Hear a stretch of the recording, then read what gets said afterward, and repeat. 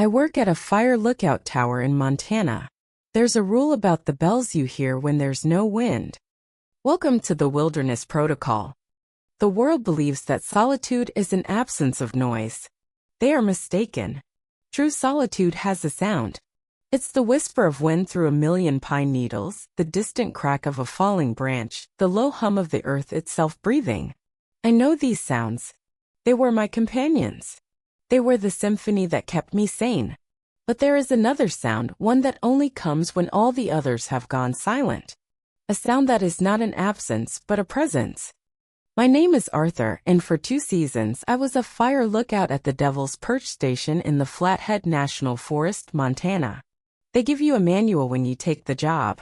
It's thick with charts about fuel-to-air ratios, wind patterns, and radio procedures. But the real rules, the ones that matter, aren't written down. They are given to you once by the person who hands you the keys. And the first rule, the most important rule of Devil's Perch, is about the bells you hear when there is no wind. This is my report. This is my warning. I wasn't running from the law. I was running from something quieter, but far more persistent. A ghost in an empty house. My wife Sarah had passed away the year before. Our home, once filled with her laughter and the smell of baking bread, had become a museum of grief. Every chair, every book, every mote of dust dancing in the sunlight was a memory. The silence was deafening. So I sought a different kind of silence. I applied for the most remote, isolated job I could find. A fire lookout. A man in a glass box on top of a mountain, 100 feet above a sea of trees. Seemed perfect. An escape. The woman who drove me up the winding, treacherous dirt road to the tower was named Evelyn. She must have been in her 70s, with skin like tanned leather and eyes the color of a stormy sky. She handled the rattling old Forest Service Jeep with a casual competence that spoke of a lifetime spent on these roads. She didn't speak much on the way up, just pointed out landmarks with a nod of her head. Grizzly Creek down there. That's Widow's Peak to the east. The tower, when it came into view, took my breath away. Devil's Perch. It was an old wooden structure, built in the 1930s, standing on 4 thick timber legs atop the highest point for miles. It looked fragile, a skeleton against the vast, blue canvas of the Montana sky. We climbed the 120 steps in silence, the wind whistling through the open stairs. Inside, the cabin was a single square room, maybe 14 by 14 feet, with windows on all 4 sides offering a 360-degree view of God's own country. A small cot was folded against one wall, a wood stove in the corner, and in the center, the iconic Osborne firefinder, a circular map table used to pinpoint smoke. The place smelled of old wood, pine resin, and something else, something metallic and faint, like ozone after a lightning strike. Evelyn walked to the center of the room and placed a heavy brass key on the firefinder. "She's all yours till the first snow," she said, her voice raspy. "Food supplies are in the cellar trapdoor. Radio is your only link. Check in twice a day, 8 a.m. and 8 p.m. You know the procedures." "I've read the manual cover to cover," I said, trying to sound more confident than I felt. Evelyn let out a dry chuckle. "The manual tells you how to spot a fire, kid. It doesn't tell you how to survive the quiet." She turned and faced me, and her playful demeanor vanished, replaced by a gravity that made the small room feel suddenly cold. "I'm only going to say this once, so you listen close," she said, her voice dropping to a low, serious tone. "This tower has rules. Not Forest Service rules. Tower rules. They've kept the lookout in this spot alive for almost a century. You follow them, no questions asked." She held up a single, weathered finger. "Rule number 1, and the most important, the bells. Sometimes on days when the air is dead still, I mean not a leaf moving, not a whisper of a breeze, you might hear them. A sound like a single, clear church bell ringing from the valley. There's no church for 100 miles. That sound is a warning.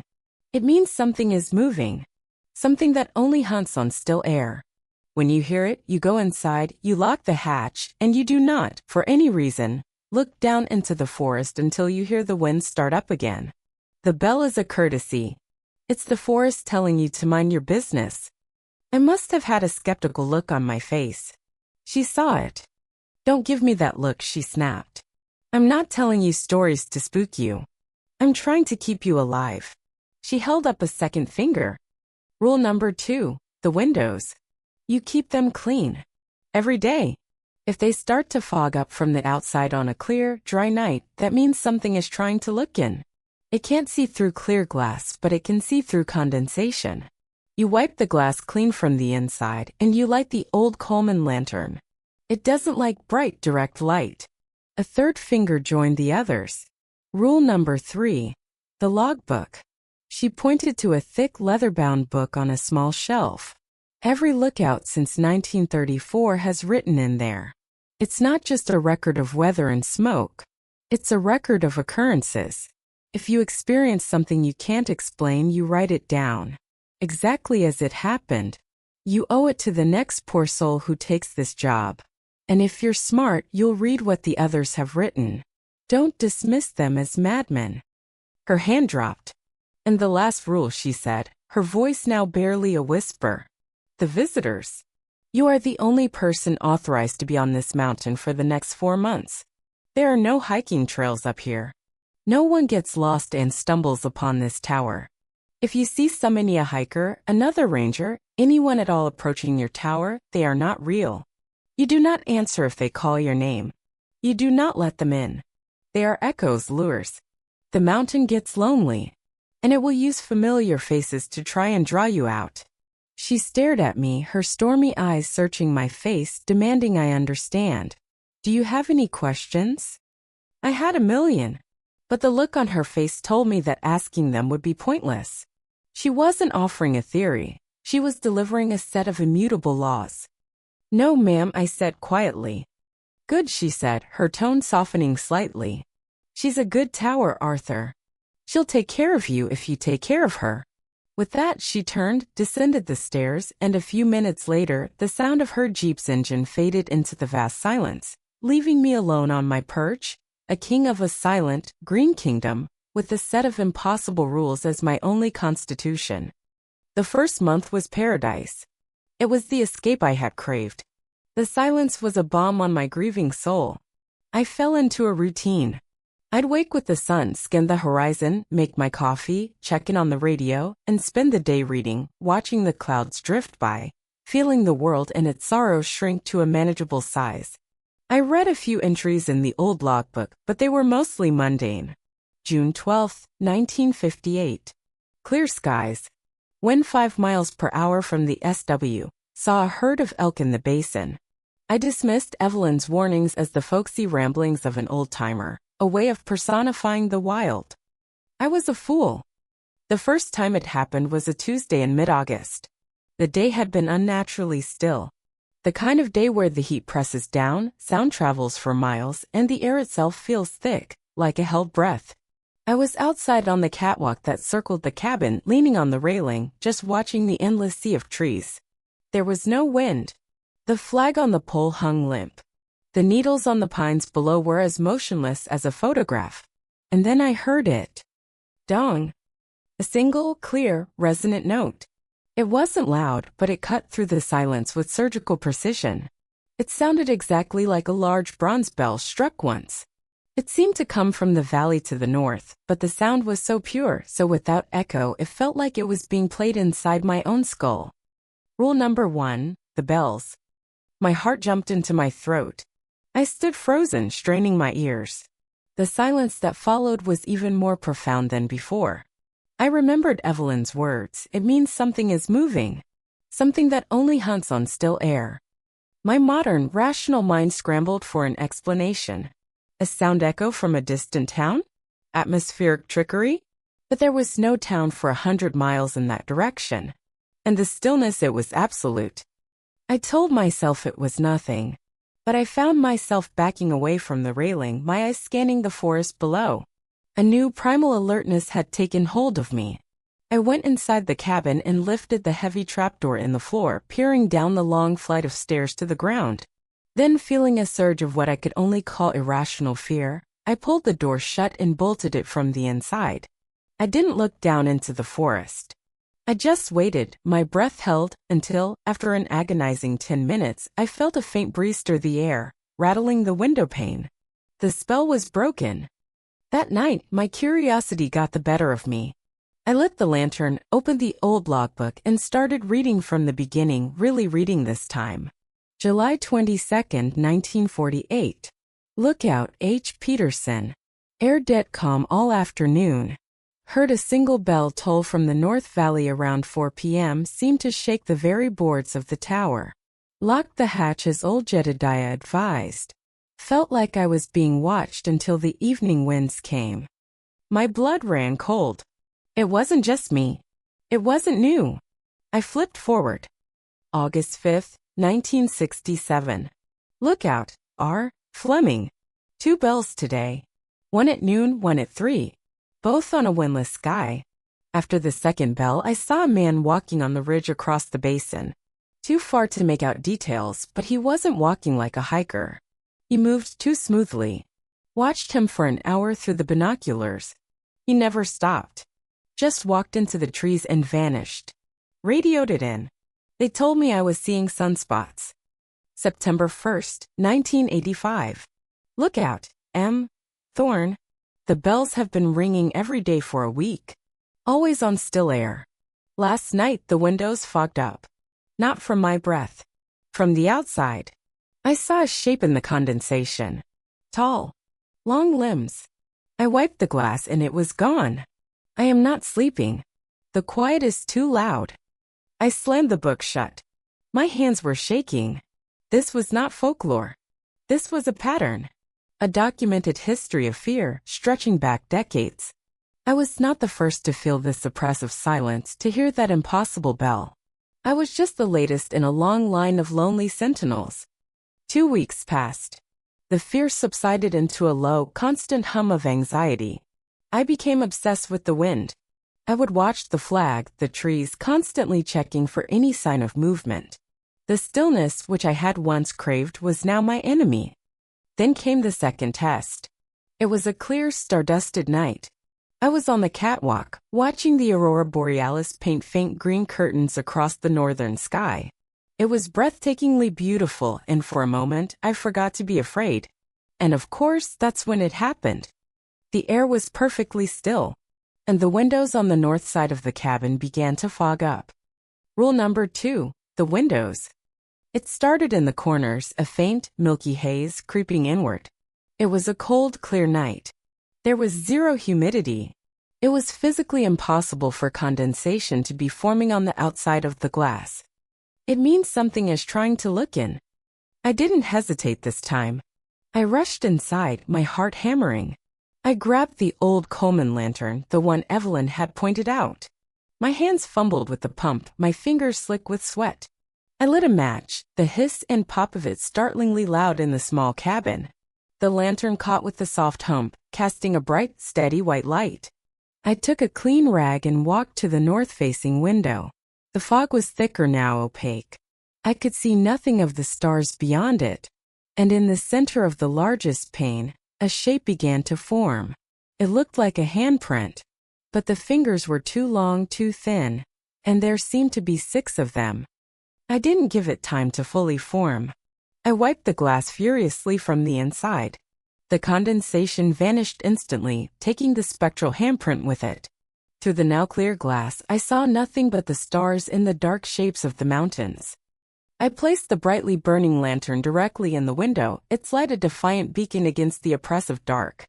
I did the same for the other 3 windows, until my small glass box was an island of glaring light in the vast, empty night. I didn't sleep. I just sat there until dawn, watching the windows, waiting for the fog to return. It didn't. Life in the tower changed after that. I was no longer a man seeking peace. I was a watchman on a haunted wall. My days were governed by rituals dictated by the rules. I cleaned the windows obsessively. I documented everything in the logbook, my own entries joining the chorus of fear from generations past. August 28th. Single bell at 1:17 p.m. dead calm.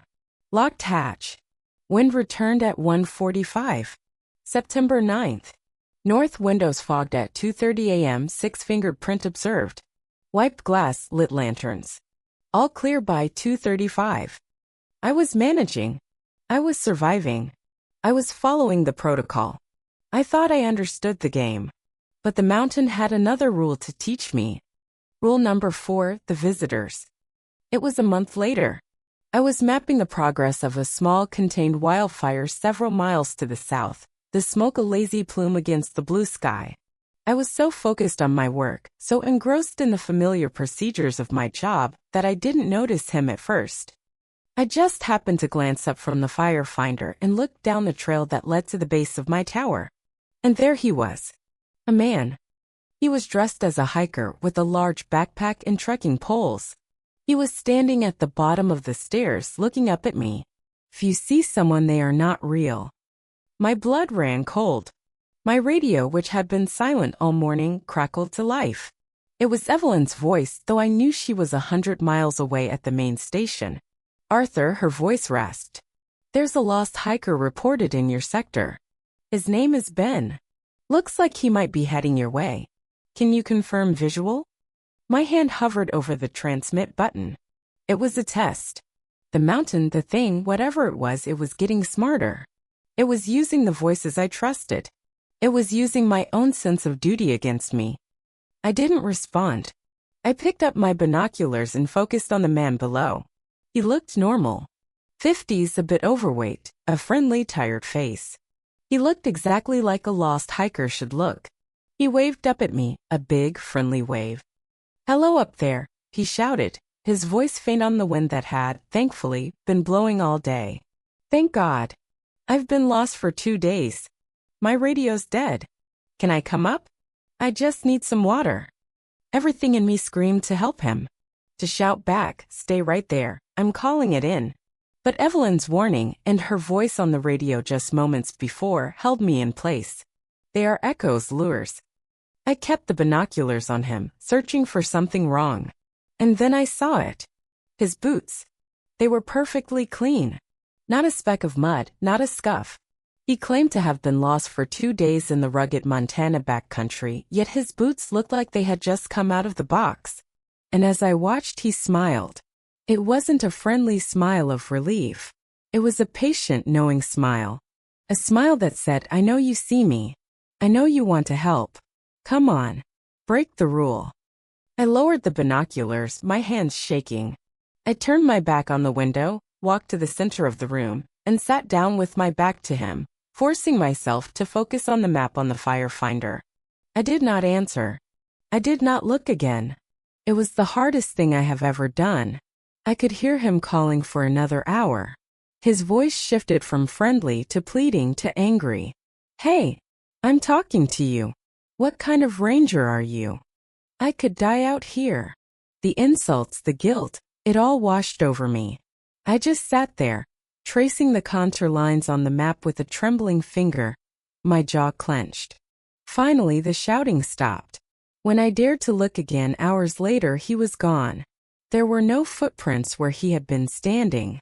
It was as if he had never existed. That night, I wrote in the logbook, my hand cramping, October 3rd. Hiker Ben appeared at base of tower at 11:40 a.m. Appeared normal but showed signs of anomaly, clean boots. Did not engage. Subject departed approximate 1:15 p.m. Voice of E on radio attempted to confirm. Believe it was a mimic. I felt a profound sense of violation. The thing wasn't just in the woods anymore.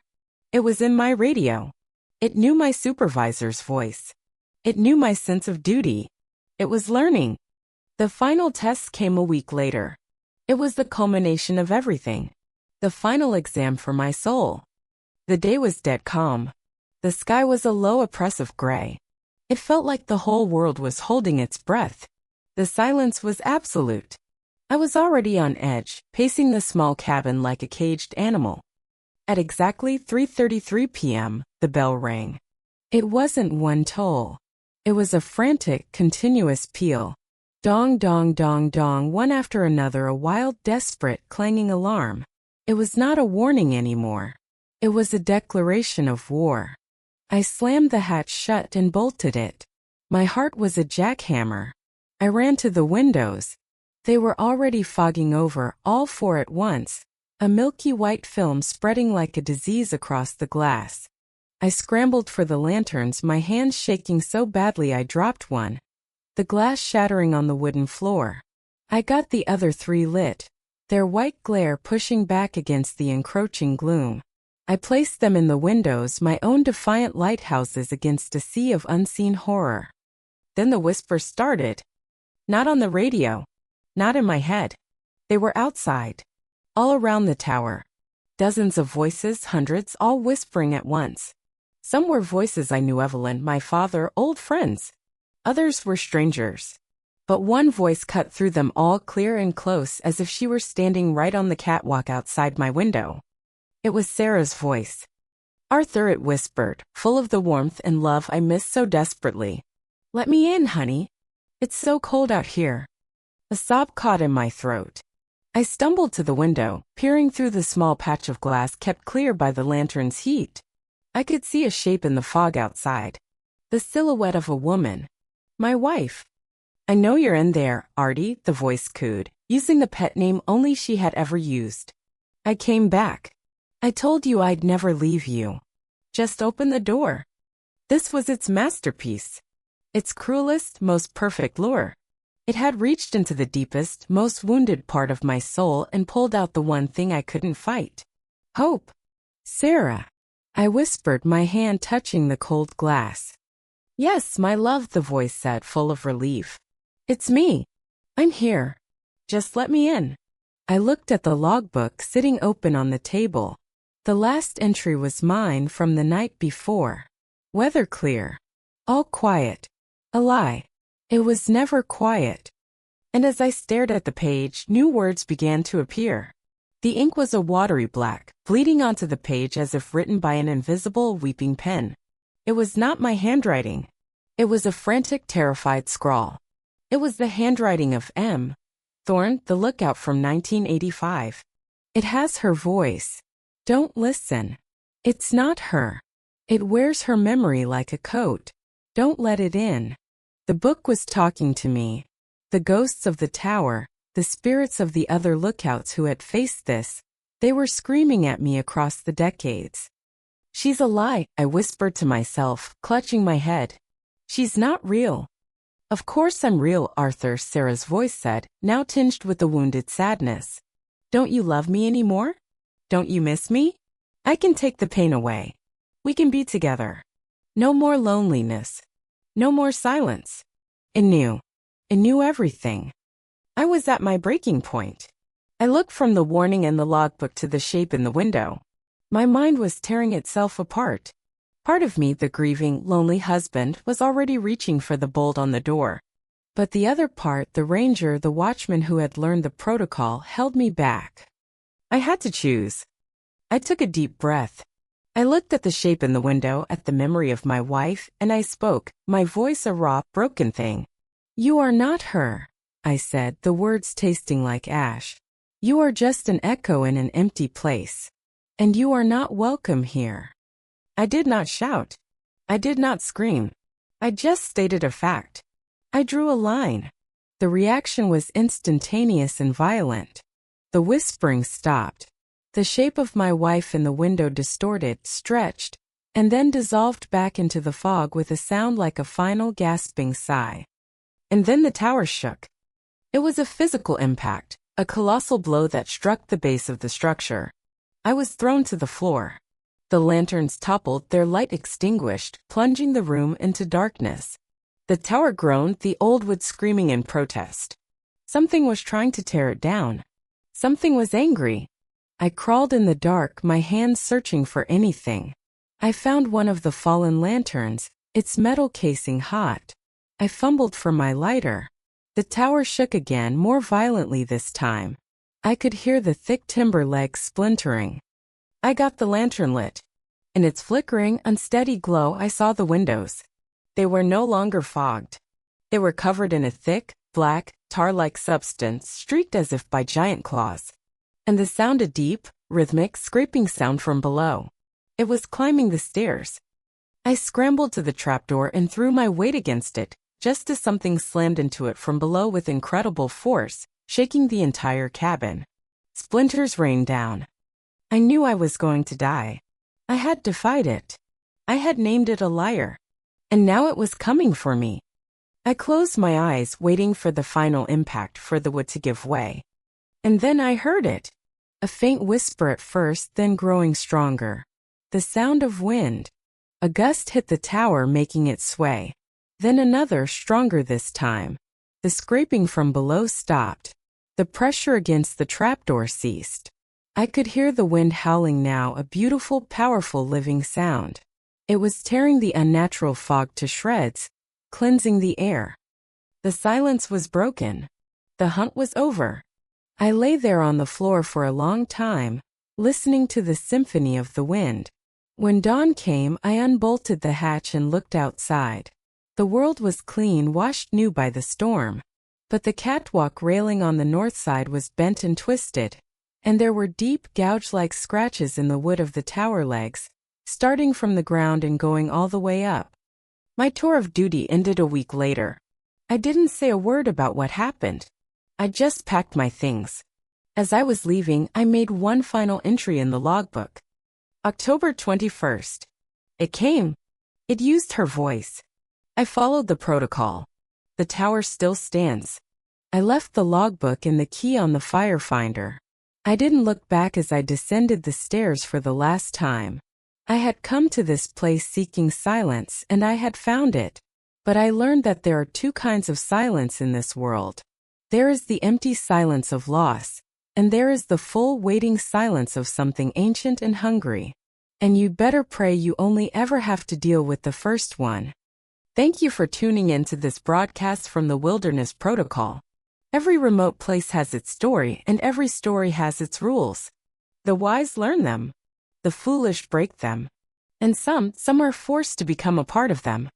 If you appreciate these declassified accounts and wish to support our mission, consider liking this video and subscribing to the channel. Your vigilance is invaluable. Until the next transmission, listen to the quiet. And hope it's the right kind.